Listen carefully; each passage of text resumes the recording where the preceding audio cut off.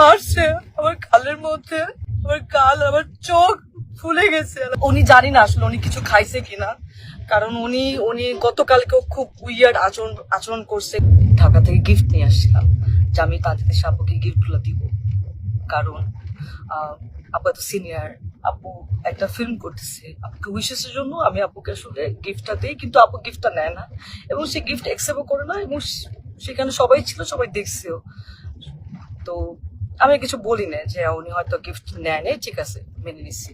তো আমার প্রথম সিনে আমি যখন শুরু করছি তখন সেখানে প্রথম সিনে উনি আমাকে, সিনের মধ্যে ছিল না, উনি আমাকে মেরে আমার এখানে যে দেখেন দাগ, খামচির দাগ, হাতে দাগ, রক্ত বের করে ফেলছিল কালকে প্রথম সিনে।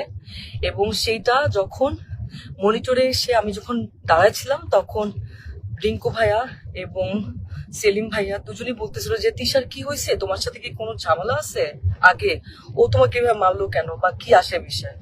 আমি তখন আসলে এক পর্যায়ে আসলে আমি বলেই দিছিলাম যে হ্যাঁ, এর আগে আমি যখন আসলে নাটকে মুশফিকুর ফারহানের সাথে কাজ করতাম অ্যাজ এ কো আর্টিস্ট হিসেবে, তখন তিশা আপু আমাকে এরকম ফোন দিয়ে থ্রেট দিছিল যে হ্যাঁ ফারহানের সাথে কাজ করতে পারবা না।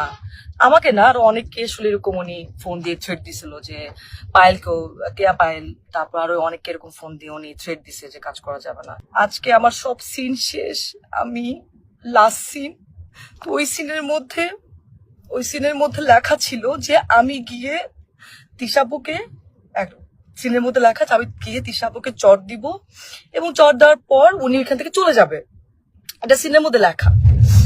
তো আমি টেকনিক্যালি, আমরা তো টেকনিক্যালি কিন্তু আসলে আর্টিস্টকে আমরা যদি কেউ কাউকে মারে বা আঘাত করে আমরা কিন্তু খুব সফটলি টেকনিক্যালি সেটা করি।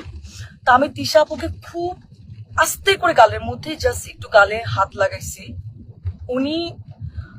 উনি চলে যাওয়ার কথা ছিল, কিন্তু উনি চলে না গিয়ে উনি সিনের মধ্যে, ক্যামেরা ওপেন ছিল, ক্যামেরা ওপেনে সিন চলতেছে মানিকগঞ্জে, এখানে অনেক মানুষ ছিল, তারপর ডিওপি ভাই আরো সবাই ছিল, এডিটর সবাই ছিল, উনি ওইখানে আমাকে এমন ভাবে মারছে আমার গালের মধ্যে এত জোরে জোরে মারছে, আমার গাল, আমার চোখ ফুলে গেছে। আর আমি